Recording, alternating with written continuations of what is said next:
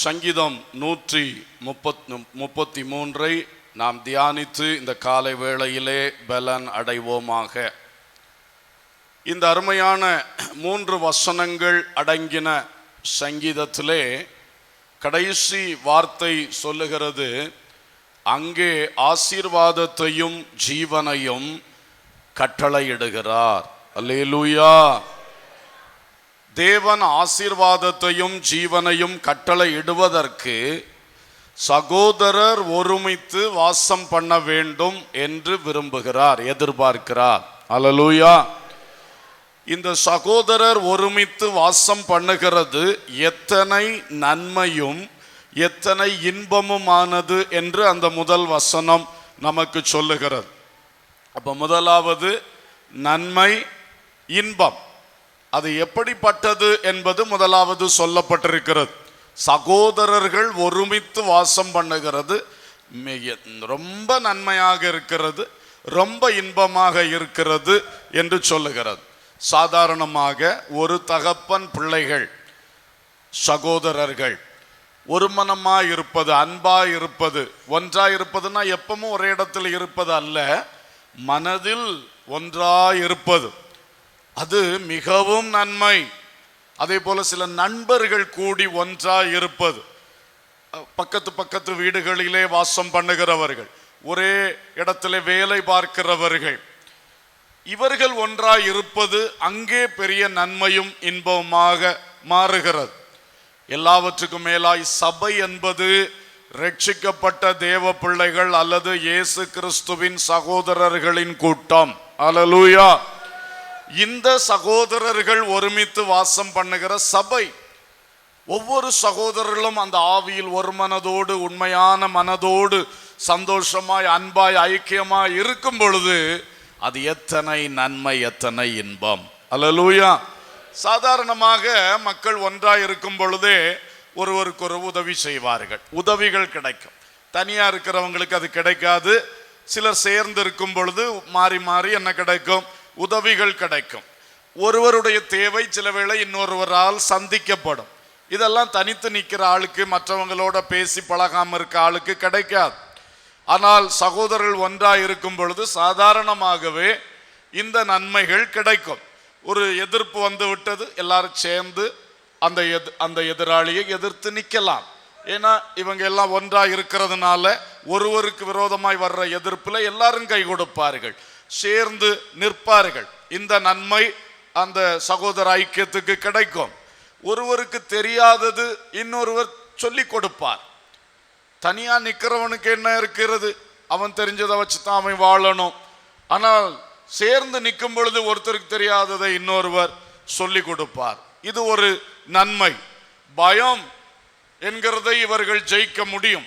என கூட 4 பேர் இருக்கிறாங்க, பயத்தை இவர்கள் ஈஸியாக ஜெயிப்பார்கள். அது ஒரு நன்மை. சில எச்சரிப்புகள் பெற்றுக்கொள்வாங்க. ஏன்னா ஒருத்தர் ஏற்கனவே போய் அந்த பாதையில கஷ்டப்பட்டிருப்பார், இவர் அந்த பாதையில போக ஆரம்பிப்பார். உடனே கூட இருக்க சொல்லுவார், தம்பி அங்க போகாத, அது சரியாகாது, இந்த பிரச்சனை இருக்கு. தனியா இருக்கிறவன் யார் சொல்லுவார்கள்? அவன் போய் விழுவான். ஆனால் எச்சரிப்புகள் ஒருத்தருக்கு ஒருத்தர் கொடுத்து வரப்போகிற ஆபத்துக்கு காக்கிற நன்மை அவர்களுக்கு கிடைக்கும். வியாதி வேளையிலே துன்பப்படும் பொழுது ஒரு தண்ணி கொடுக்க ஆள் இருக்காது சிலர். ஏன்னா அவங்க பழக்க வழக்கம் அப்படி, யாரோடும் பழகிறது கிடையாது. ஆனால் ஒரு எல்லாரோடு சகோதர சிநேகமா இருக்கும் பொழுது வியாதினா ஓடி வருவார்கள், உதவி செய்வார்கள். எத்தனையோ நன்மைகள் இதிலே இருக்கிறது. துக்க வேளையிலே அந்த துக்கத்தை இவங்களுக்கு எளிதாய் மேற்கொள்ள முடியும். தனிமையிலிருந்து வாட வேண்டிய அவசியம் இல்லை. அந்த துக்கத்திலே இவளுக்கு உதவி செய்ய 4 பேர் உண்டு. கடினமான காரியங்கள் வரும் பொழுது 2 பேர் கை கொடுப்பாங்க, அதை எளிதாக அவங்க செய்ய முடியும். இப்படி அநேக நன்மைகள் சகோதரர் ஒருமித்து இருக்கிற இடத்திலே இருக்கிறது. இதிலே மிக விசேஷமாக சபை என்கிற ரீதியிலே, நான் இப்பொழுது பொதுவானது சொன்னேன், எங்குமே இது இருக்கணும். வீட்டில் இருக்கணும், வேலை ஸ்தலத்துல இருக்கணும், நம்ம சமுதாயத்துல இந்த மாதிரி எல்லாரும் ஒன்றாய் இருக்கிற, எல்லாரோடு பழகி நன்றாய் இருக்கிற அனுபவம் வேண்டும். அது உங்களுக்கு நன்மையானது. இனி சபை என்று சொல்லும் பொழுது ரோமர் 15:5 சொல்லுகிறது, ஒரே வாயினால் தேவனை மகிமைப்படுத்த வேண்டும் என்று. அப்போ சபையில எல்லாரும் ஒரு மனமா இருந்தா நம்முடைய பாட்டு, நம்முடைய ஆராதனை 2-3 பிரிவுகளாக தேவனுக்கு போகாது, ஒரே வாய்னால ஏறெடுத்தது போல போகுமா. அல்லேலூயா. அதில் அவர் பிரியமா இருக்கிறார். ஆமென். அப்புறம் மத்தேயு 18:19 பார்க்கிறோம், பூமியிலே தாங்கள் வேண்டிக் கொள்ள போகிற காரியத்தை குறித்து இருவர் ஒருமனப்பட்டிருந்தால் அதை நான் செய்வேன் அப்படின்னு ஆண்டவர் ஒரு பெரிய வாக்குத்தத்தம் கொடுத்திருக்கிறார். அப்போ சபையிலே ஒன்று சேர்ந்து நாம ஜபம் பண்ணும் பொழுது, உபவாச ஜபங்கள், விழிப்பு ஜபங்கள் மற்றும் பல்வேறு குழுக்களாய் கூடி ஜபிக்கிற ஜபங்கள், ஜபிக்கிற வேளையில ஒருத்தர் ஜபிக்கிறத பார்க்கிறோம், சிலர் சேர்ந்து ஒரு விண்ணப்பத்தை வைக்கும் போது ஒரு மனமுள்ள ஜபத்துக்கு நான் பதில் தருவேன் என்று கர்த்தர் வாக்கு பண்ணி இருக்கிறார். இது ஒரு பெரிய நன்மை. அல்லேலூயா. இதே போல எத்தனையோ நன்மைகள் பைபிள்ல நீங்க படிச்சீங்கன்னா, ஒருவருக்கொருவர் எப்படி இருக்க வேண்டும் என்று புதிய ஏற்பாட்டிலே நிறைய வசனங்கள் சொல்லி இருக்கிறது. அது எல்லாம் அந்த சகோதர சிநேகத்துக்கு அடுத்த வசனங்கள். ஒருவருக்கொருவர் புத்தி சொல்ல வேண்டும் என்று பைபிள் சொல்லுகிறது. அப்போ நம்ம ஒன்றா இருக்கும் பொழுது ஒருத்தருக்கு ஒருத்தர் புத்தி சொல்லும் போது நமக்கும் அந்த அறிவுரைகள் கிடைக்கக்கூடிய ஒரு நன்மை உண்டாகிறது. ஒருவருக்கு ஒரு ஊழியம் செய்யுங்கள், ஒருவருக்கு ஒரு உதவி செய்வது, ஒருவரை ஒரு மன்னியுங்கள். அப்போ நம்மளும் தப்பு செஞ்சிட்டோம், ஒரு வார்த்தை மிஞ்சி பேசிட்டோம், அவங்க நம்மளை மன்னிப்பாங்க. அவங்க ஏதோ நம்ம கிட்ட ஒரு எக்ஸஸ் பண்ணிட்டாங்க, நம்மளும் அவங்கள மன்னிப்போம். மன்னிப்பு கிடைக்கிறது. இல்லாட்டா ஒரு தடவை செய்த தப்புக்கு அப்படியே ஒரு இதா நம்ம போக வேண்டியதுதான். ஆனா சகோதர சிநேகத்துக்குள்ள அந்த மன்னிப்புகள் கிடைக்கிறது. இப்படி அநேக நன்மைகள். ஒருவரை தாங்குங்கள், ஒருவருக்கு ஒரு கீழ்ப்படிந்திருங்கள், ஒருவருக்கு ஒரு தேர்தல் உண்டாக செய்யுங்கள், ஒருவருக்கு ஒரு பக்தி விருத்தி உண்டாக செய்யுங்கள் என்றெல்லாம் ஏராளம் வசனங்கள் சொல்லுகிறது. இதெல்லாம் சபைக்குள்ளே நடக்கும் பொழுது அது எவ்வளவு பெரிய நன்மை. இந்த சகோதர கூட்டத்தினால நமக்கு பக்தி விருத்தி, நமக்கு தேர்தல், நமக்கு ஆறுதல், நமக்கு நல்ல புத்திமதிகள், நமக்கு மன்னிப்புகள், நமக்கு ஊழியங்கள், நமக்கு அன்பு பாராட்டுதல்கள், இதெல்லாம் நாம் நிறைவாய் அனுபவிக்கணும். நாம கொடுக்கணும், நாம அனுபவிக்கணும். அல்லேலூயா. அதுதான் பைபிள்ல அழகா சொல்லி இருக்கு. சகோதரர் ஒருமித்து வாசம் பண்ணுகிறது எத்தனை நன்மையானது. அல்லேலூயா. எத்தனை நன்மையானது. அதோடு கூட அது எத்தனை இன்பமானது. இந்த நன்மைகள் எல்லாம் அனுபவிக்கும் பொழுது அது ஆட்டோமேட்டிக்கா என்னது? இன்பமானது. அது மட்டுமல்ல, தாவீது யோனத்தான் நட்பு தான் பைபிள்ல இருக்கிறதுல ஒரு ஆச்சரியமான நட்பு. அவங்க நட்பை பற்றி சொல்லும் பொழுது அங்கே 2 சாமுவேல் 1:26 சொல்லி இருக்கிறது, அந்த நட்பு இன்பமானதாக இருந்தது, ஸ்திரீகளின் சிநேகத்தை விட அதிகமானதாக இருந்தது. ஒரு சகோதர அன்பு எப்படி இருந்ததாம்? இனிமையாக இன்பமானதாக இருந்ததாம். அது ஸ்திரீகளின் சிநேகத்தை பார்க்கிலும் மேன்மையாக இருந்ததாம். சங்கீதம் 55:13-14 படிக்கிறோம். தாவீது சொல்றார், என் தோழனே, நாம் ஒருமித்து ஆலோசனை செய்தது எத்தனை இன்பமாக இருந்தது. இப்ப கொஞ்சம் அவங்களுக்குள்ள ஒரு விரிசல் வந்துட்டு போல இருக்கு. ஆனா அவர் நினைத்து சொல்றாரு, தோழனே, நாம் ஒன்றாய் இருந்த பொழுது, அது எந்த தோழன் நமக்கு தெரியல, அவங்க 2 பேரும் இன்பமா ஆலோசனை பண்ணி கர்த்தருடைய ஆலயத்துக்கு போவாங்களாம். நம்ம ஆலோசனை பண்ணுவது எத்தனை இன்பமாக இருந்தது. சோ இந்த ஃப்ரெண்ட்ஷிப், இந்த பிரதர்ஹுட், சகோதரத்துவம், நட்பு என்பவைகள் நன்மையை கொண்டு வருவதோடு கூட வாழ்வில் இனிமையை தருகிறது. அல்லேலூயா. அதுவும் கிறிஸ்துவுக்குள்ளான இந்த சகோதரத்துவம் என்று சொல்வது நிச்சயமாக நன்மையும் அதிகமான இன்பத்தையும் நமக்கு தருகிறது. அல்லேலூயா. சபைக்கு வரும் பொழுது சோர்ந்த உள்ளத்தோடு வரலாம் சில வேளை. ஆனா உள்ள வந்த உடனே கர்த்தருடைய உறவும், கர்த்தருடைய இரத்தத்தால் மீட்கப்பட்ட பிள்ளைகளுடைய உறவும் சேரும் பொழுது அந்த சோர்வு ஓடி போகும். அல்லேலூயா. அதுதான் சபைக்குள் இருக்க வேண்டிய உண்மையான அனுபவம். கர்த்தர் நம்மை பார்த்து இந்த வருஷத்திலே திட்டமாய் சொல்லுகிறார், நாம் சபையை அந்த அனுபவத்திலே எழுப்பினோம் என்றால், அந்த ஆவியின் ஒருமனம், தேவ அன்பு, சகோதர சிநேகம் நிறைந்ததாய் இதை நாம தான் செய்யணும். நாம் ஒவ்வொருவர் தீர்மானம் எடுத்தால் நம் ஒவ்வொருவரிலிருந்து இது ஆரம்பமாகும். நிச்சயமாய் சபை முழுவதும் அன்பு நிறைந்ததாய் மாறும், சகோதர சிநேகம் நிறைந்ததாய் மாறும். அப்பொழுது அவர் அங்கே ஆசீர்வாதத்தை கட்டளையிடுவார். ஜீவனை கட்டளையிடுவார். அல்லேலூயா. சோ இன்றைக்கு நாம் இந்த நன்மை நிறைந்த இன்பம் நிறைந்த ஒரு சகோதர சிநேகத்தை வளர்த்த நாம் தீர்மானம் எடுப்போம், செயல்பட தொடங்குவோம். நிச்சயமா கர்த்தர் ஒவ்வொரு வேளை நாம் இங்கு கூடி வரும் பொழுதும் ஒரு புதிய ஆசீர்வாதத்தை இங்கே கட்டளையிட்டிருப்பார். அல்லேலூயா. ஒரு புதிய ஜீவனை நமக்கு என்ன செய்திருப்பார்? கட்டளையிட்டிருப்பார். அல்லேலூயா. அடுத்தது அதை உதாரணப்படுத்துகிறார். என்ன உதாரணப்படுத்துகிறார்? அது ஆரோனுடைய சிரசின் மேல் ஊற்றப்பட்டு அவனுடைய தாடியிலே வடிகிறதும் அவனுடைய அங்கிகளின் மேல் இறங்குகிறதுமான நல்ல தைலத்துக்கும் எர்மோன் மேலும் சியோன் பர்வதங்கள் மேல் இறங்கும் பனிக்கும் ஒப்பாய் இருக்கிறது. ரெண்டு காரியம் சொல்றார், தைலம், பனி. இந்த ரெண்டுக்கும் ஒப்பா இருக்குதான் இந்த சகோதர சிநேகம். சகோதர சிநேகம் அதனுடைய சில மேன்மைகளை நீ ஆசாரியனுடைய தைலத்திலே படித்துக் கொள்ளலாம். அந்த சில தன்மைகளை நீ அந்த எர்மோனில் இறங்குகின்ற பனியிலே நீ படித்துக் கொள்ளலாம் என்று வசனம் நமக்கு சொல்லுகிறது.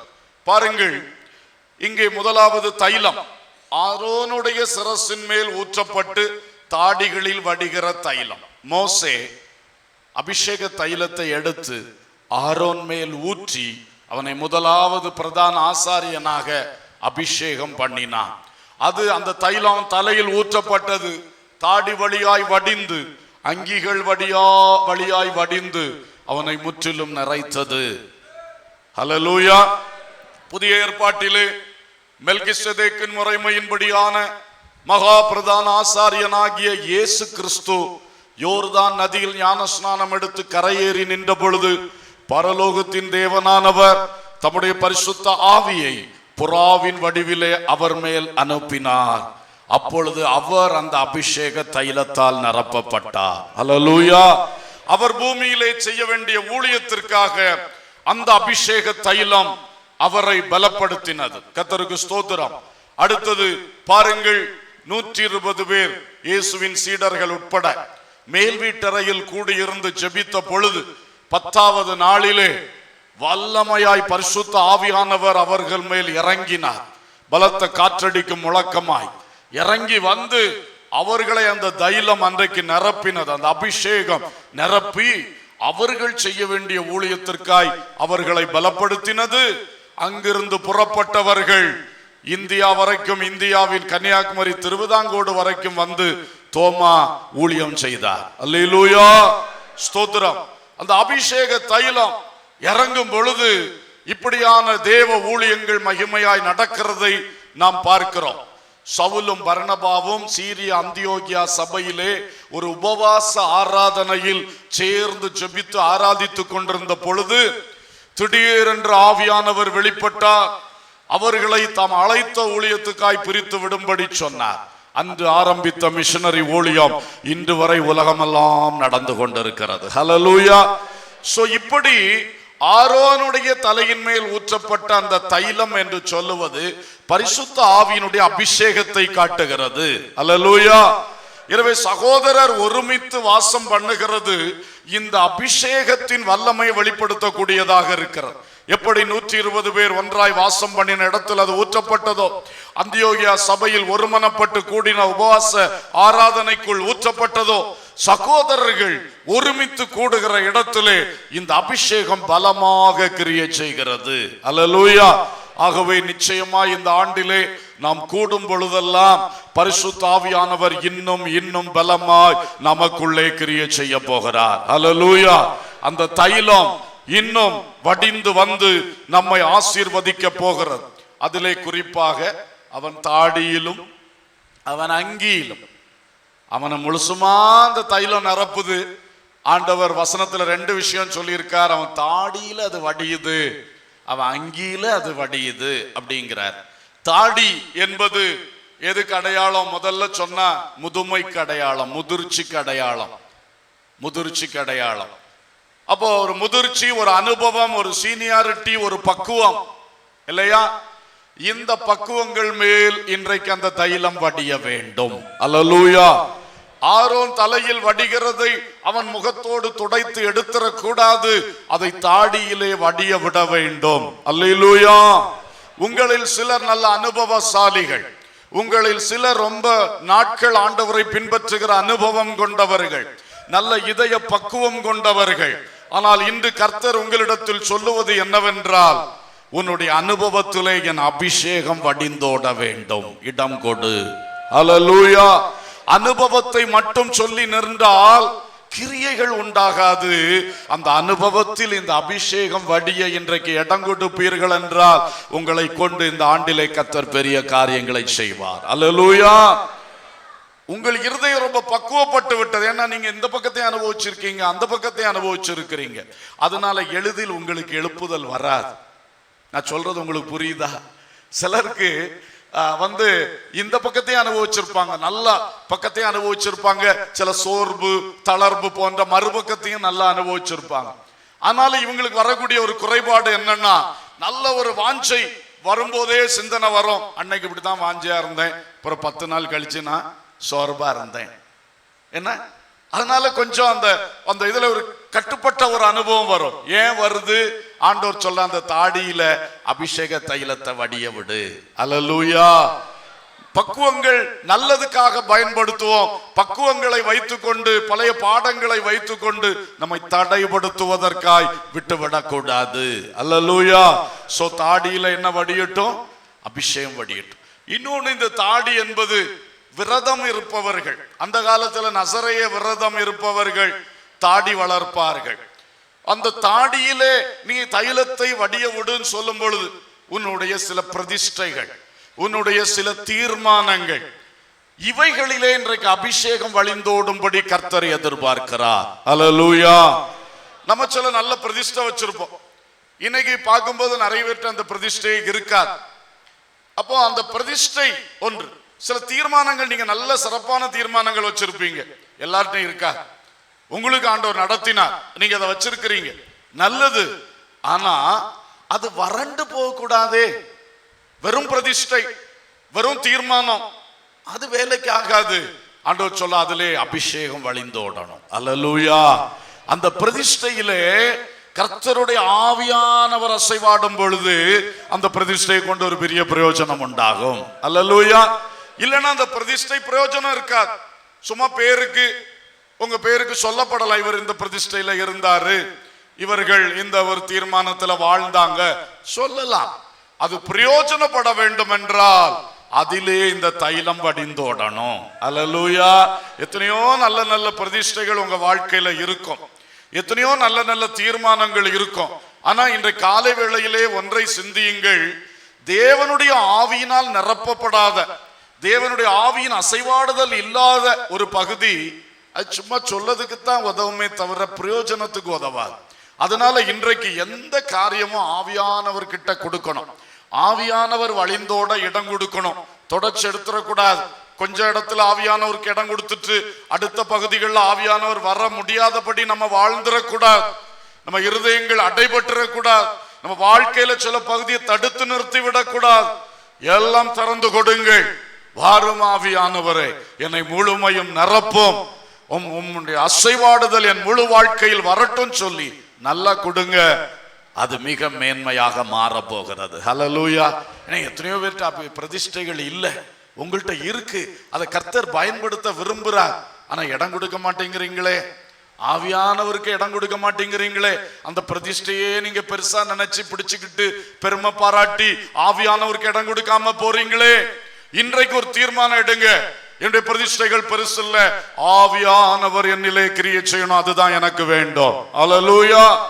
எனது பிரதிஷ்டை தந்தவர் யார்? கர்த்தர்.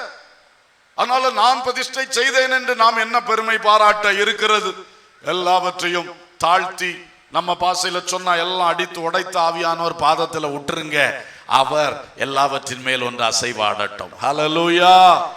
அங்கி அப்படின்னு சொல்லும் பொழுது வஸ்திரம்னா வாழ்க்கையை காட்டும். பொதுவாக பைபிள்ல வஸ்திரத்தை பற்றி சொன்னா அதனுடைய ஆவிக்குரிய ஞானார்த்தம் வாழ்க்கை. அப்போ வஸ்திரத்தின் மேல ஒரு அங்கியை போடுறதுன்னு சொல்றது அது ஒரு ஸ்பெஷல் ஆக்குது, அந்த வஸ்திரத்தை அது ஒரு விசேஷமாய் மாற்றுகிறது. ஆகவே வஸ்திரம் வாழ்க்கை என்றால் அங்கி என்பது உங்கள் வாழ்வில் இருக்கிற சிறப்பு தன்மைகள். அல்லேலூயா. சிலருடைய வாழ்வில் நல்ல சிறப்பானவைகளை தேவன் தந்திருக்கிறார். அந்த சிறப்பானவைகளிலே அபிஷேகம் வழிந்தோட வேண்டும் என்று கர்த்தர் விரும்புகிறார்.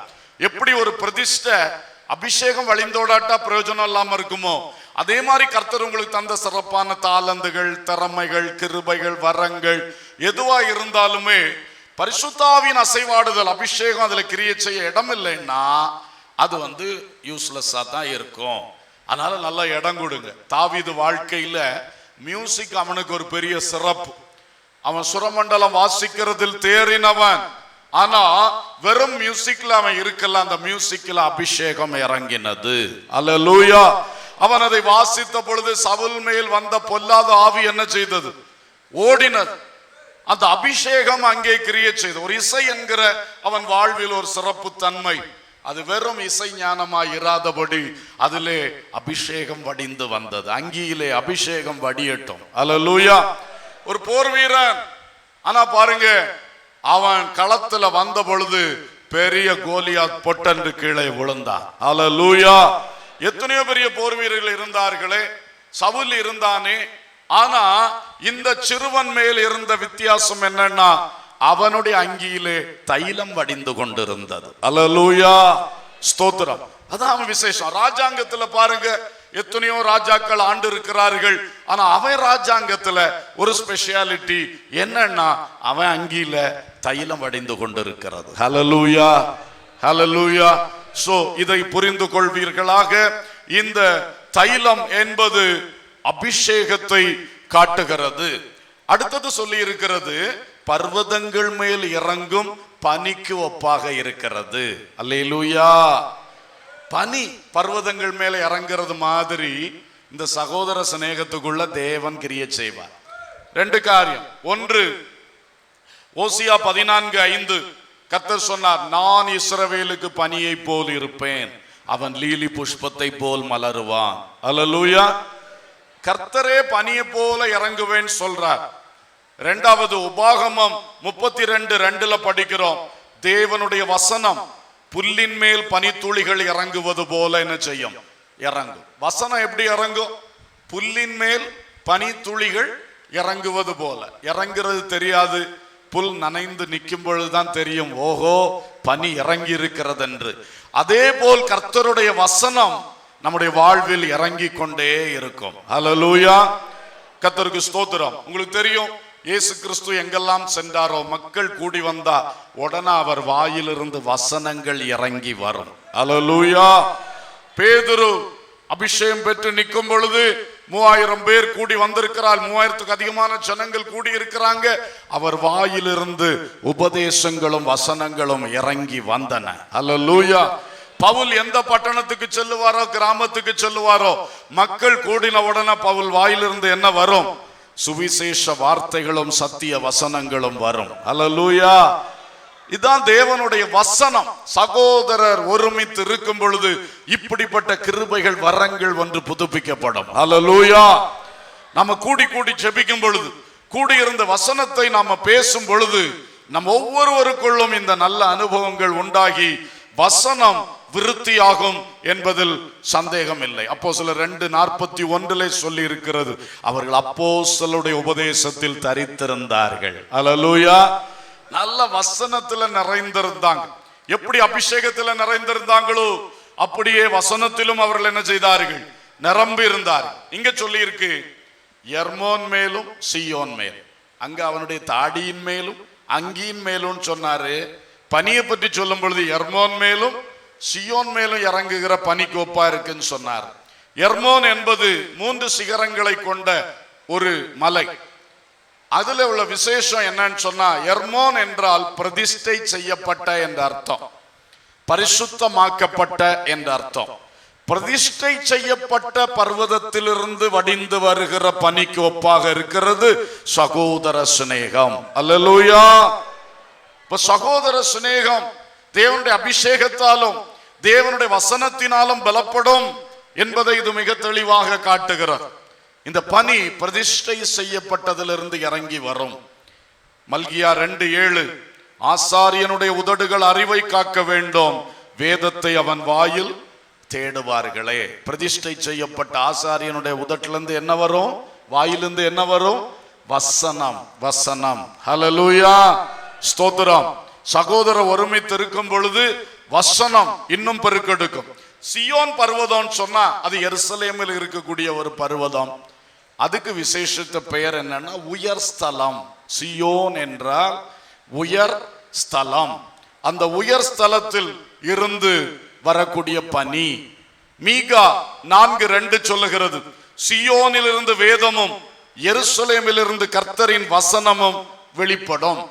இங்கேயும் சியோனில் இருந்து வேதம் வெளிப்படும் சொல்லி இருக்கிறது. எனவே இந்த 2 பர்வதங்களில் இருந்து இறங்கும் பனி கர்த்தருடைய வேத வசனத்தின் விளக்கங்களை காட்டுகிறது. அல்லேலூயா. சகோதர ஒருமித்து இருக்கிற இடத்துல தைலமும் பனியும் ஆண்டவர் காட்டுறாரு. இன்னைக்கு இந்த வருஷம் முழுவதிலும் நம்முடைய சபையிலே கர்த்தருடைய ஆவியானுடைய அபிஷேகத்தின் வல்லமையும் கர்த்தருடைய வசனம் சத்தியத்தின் அந்த கிரியைகளும் அதிகமாய் விளங்குவதாக. அல்லேலூயா. இதுக்கு நீங்க இடம் கொடுக்க இன்னும் சகோதர சிநேகம் வளரும். சகோதர சிநேகம் வளர வளர இது 2ம் பெருக்கெடுக்கும். அங்கே கர்த்தர் ஆசீர்வாதத்தையும் ஜீவனையும் கட்டளையிடுகிறார். அல்லேலூயா. சரி, கடைசியாக ஆசீர்வாதமும் ஜீவனும் கட்டளையிடுகிறார். அல்லேலூயா. பழைய ஏற்பாட்டிலே ஆசீர்வாதத்தை குறித்து பார்க்கும் பொழுது உபாகமம் 28ஆம் அதிகாரம் 3ஆம் வசனம், நீ பட்டணத்திலும் வெளியிலும் ஆசீர்வதிக்கப்பட்டிருப்பாய். 6ஆம் வசனம், நீ வருகையிலும் போகையிலும் ஆசீர்வதிக்கப்பட்டிருப்பாய். ஹல்லேலூயா. கர்த்தர் ஆசீர்வாதத்தை கட்டளையிடும் போது வசனத்துல படிக்கிறோம், நீ பட்டணத்துக்குள்ளேயும் ஆசீர்வதிக்கப்பட்டிருப்பாய், பட்டணத்துக்கு வெளியிலே வயல் நிலங்கள் மற்றும் சகல காரியங்களிலும் நீ என்ன செய்யப்பட்டிருப்பாய்? ஆசீர்வதிக்கப்பட்டிருப்பாய். ஆமென். அப்போ அங்கே ஆசீர்வாதத்தையும் ஜீவனையும் கட்டளையிடுவேன்னா ஆண்டவர் நமக்கு பட்டணத்துக்குள்ளும் வெளியிலும் ஆசீர்வாதத்தை என்ன செய்கிறாரு? கட்டளையிடுகிறார். உபாகமம் 7:14, சகல ஜனங்களை பார்க்கிலும் நீ ஆசீர்வதிக்கப்பட்டிருப்பாய். அல்லேலூயா. இன்றைக்கு உன்னை சுற்றி வாழ்கின்ற சகல ஜனங்களை பார்க்கிலும் நீ ஆசீர்வதிக்கப்பட்டிருப்பாய். சகோதர சிநேகத்தில் வளருகிற பிள்ளைகள் ஆசீர்வாதத்தை பெற்றுக்கொள்ள முடியும். ஹல்லேலூயா, ஸ்தோத்திரம். கலாத்தியர் 3:14, ஆபிரகாமுக்கு உண்டான ஆசீர்வாதம் கிறிஸ்து இயேசுவினால் புறஜாதிகளுக்கு வருகிறது. ஆபிரகாம் சொல்லப்பட்ட ஆசீர்வாதங்கள் இயேசு கிறிஸ்துவுக்குள் நமக்கு சொந்தமாகிறது.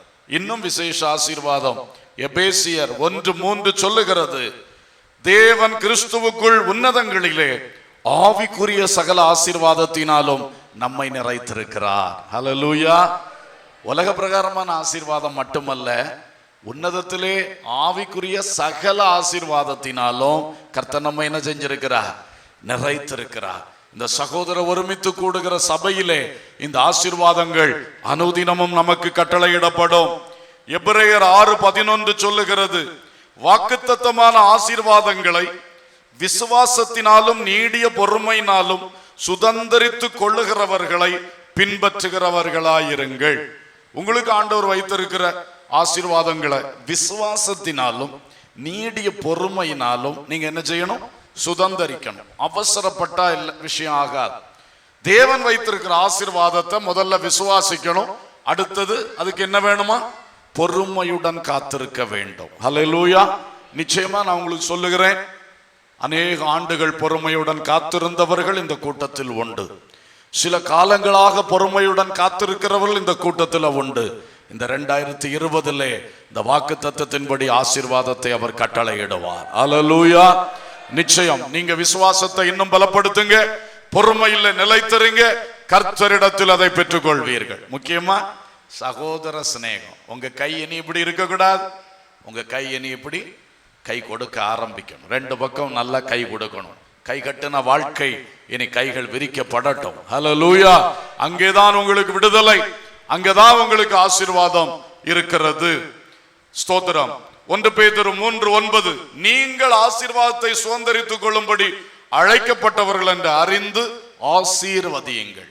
நீங்க நல்லா புரிஞ்சுங்க, உங்களுக்கு சாபம் கிடையாது, உங்களுக்கு அழிவு கிடையாது, உங்களுக்கு தண்டனை கிடையாது. கர்த்தர் உங்களை கிருபையினால் மீட்டு ஆசீர்வாதத்தை சுதந்திரிக்க உங்களை அழைச்சிருக்கிறாரு. அதை நல்லா புரிஞ்சுக்கிட்டு மற்றவங்களை வாய் திறந்து நீங்க என்ன பண்ணுங்க?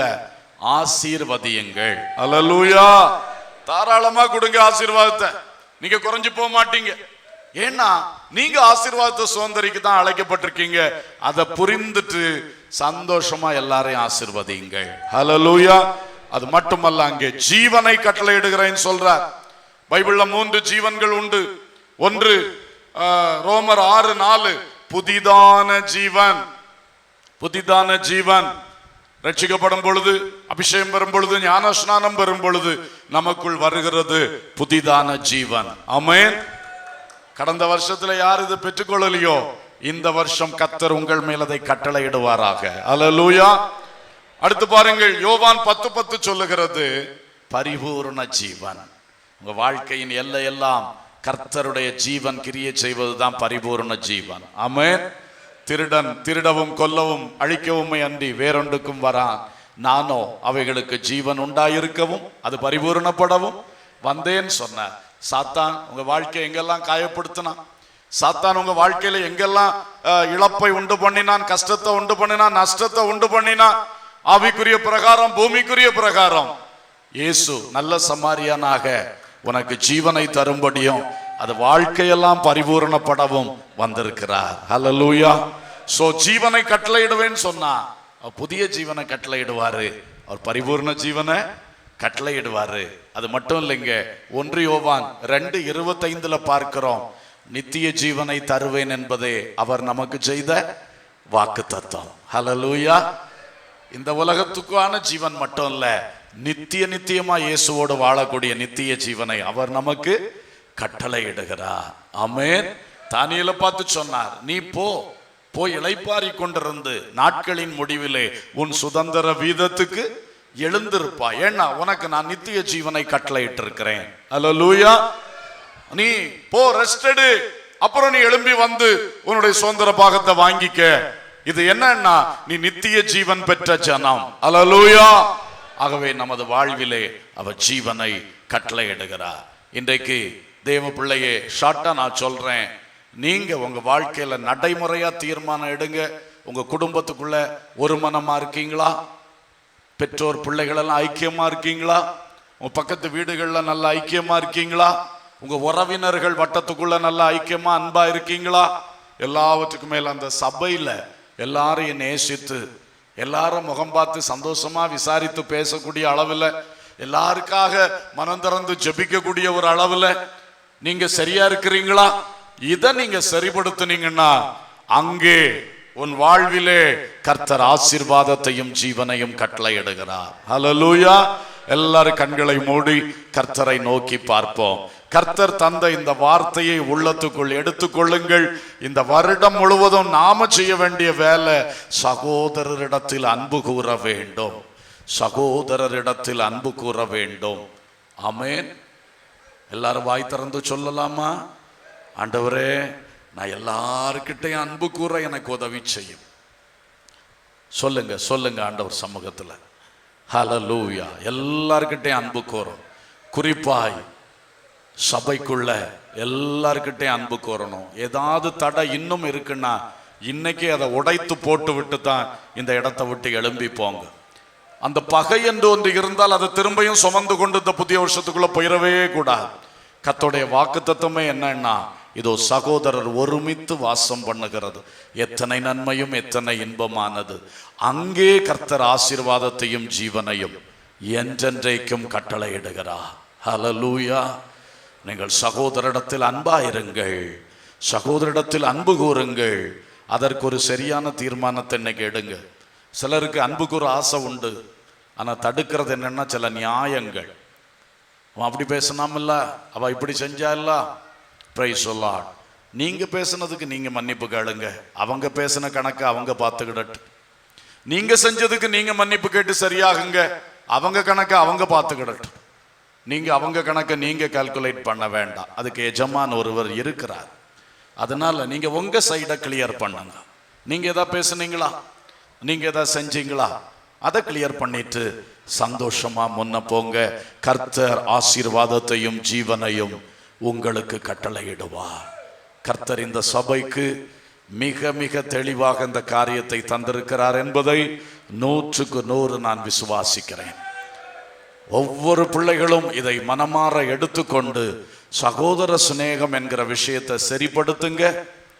அதிலே பெரிய ஆசீர்வாதமும் ஜீவனும் நீங்கள் கண்டடைய போகிறீர்கள். ஹல்லேலூயா, பிரைஸ் தி லார்ட். சகோதர ஒருமித்து வாசம் பண்ணுவது எத்தனை நன்மையோ இன்பமாக இருக்கும். சகோதர ஒருமித்து வாசம் பண்ணுவது எத்தனை நன்மையோ இன்பமாக இருக்கும். அது ஆரோனின் சிரசின் மேல்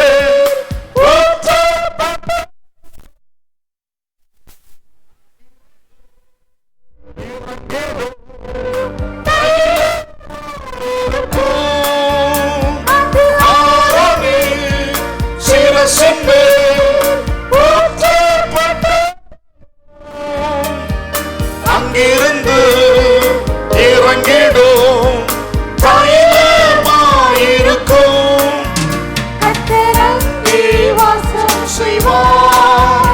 ஆசீர்வாதம் தந்திடுவார். கர்த்தர் அங்கே வாசம் செய்வார். ஆசீர்வாதம் தந்திடுவார். சகோதர ஒருமித்து வாசம் பண்ணுவது எத்தனை நன்மையோ இன்பமாக இருக்கும். சகோதர ஒருமித்து வாசம் பண்ணுவது எத்தனை நன்மையோ இன்பமாக இருக்கும். சகோதர ஒருமித்து வாசம் பண்ணுவது எத்தனை நன்மையோ இன்பமாக இருக்கும். சகோதர ஒருமித்து வாசம் பண்ணுவது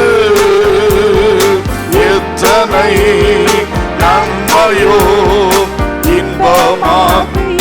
ஆமென். எல்லாரும் கரங்களை தட்டி சந்தோஷமாய் கர்த்தரை ஸ்தோத்திரம் பண்ணலாம். நல்ல கரங்களை தட்டி அதற்கு மேல் வாயை திறந்து ஸ்தோத்திரம் செலுத்துவோம். ஹalleluya, hallelujah, hallelujah, hallelujah. Thank you Lord, thank you Lord, thank you Lord. அன்புள்ள பரலோக பிதாவே, நல்ல தகப்பனே, நாங்கள் உம்மை ஸ்தோத்திரிக்கிறோம், வாழ்த்துகிறோம். சகோதரிடத்தில் அன்பு கூறுங்கள் என்று உமது அப்போஸ்தலன் பேதுருவை கொண்டு கட்டளை கொடுத்தீர் கர்த்தாவே. சகோதரர் ஒருமித்து வாசம் பண்ணுகிறது எத்தனை நன்மையும் எத்தனை இன்பமா இருக்கிறது. அங்கே ஆசீர்வாதத்தையும் ஜீவனையும் என்றென்றைக்கும் கர்த்தர் கட்டளையிடுகிறார் என்று சங்கீதக்காரனை கொண்டு சொன்னீர். இந்த வார்த்தைகளை இந்த ஆண்டு எங்களுக்கு தந்தபடியினால் ஸ்தோத்திரம் செலுத்துகின்றோம். அன்பு பிதாவே, மெய்யாகவே இரத்தத்தினால் மீட்கப்பட்ட சகோதர கூட்டமாகிய சபை இன்னும் அன்பு பாராட்ட, ஒருமனமாய் வாழ, ஒருவருக்கொருவர் மன்னித்து சகித்து பொறுத்து, ஒருவரை ஒருவர் தாங்கி, ஒருவருக்காய் ஒருவர் ஜெபித்து, இன்னும் பெரிய நன்மைகள் ஒருவருக்கொருவர் உண்டாக செய்ய, அந்த இன்பத்தினால் நாங்கள் நிறைந்து இந்த உலக துன்பத்தை வெற்றியாய் சகித்து முன் செல்ல வழிநடத்தும்படி ஜெபிக்கிறோம். ஆம் கர்த்தாவே, தைலமாக ஆரோனுடைய தாடியிலும் வஸ்திரத்திலும் அங்கியிலும் வடிந்த அந்த அபிஷேகம் இன்றைக்கு இந்த சகோதர கூட்டத்திலே இந்த ஒவ்வொரு நாட்களும் 369 நாட்களும் ஆமென் அது வடியும்படியாக, 366 நாட்களும் வடியும்படியாக ஜெபிக்கிறோம் தகப்பனே. அது மாத்திரமல்ல அன்பு தகப்பனே, கர்த்தாவே, எங்கள் மத்தியிலே அந்த பனியாக இறங்கி வருகிற கர்த்தருடைய வார்த்தைகள் ஒவ்வொரு வாழ்க்கைக்குள்ளும் இறங்கி வந்து உமது ஆசீர்வாதத்தினால் உமது ஜீவனினால் எங்களை நிறைக்க வேண்டும் என்று ஜெபிக்கிறோம்.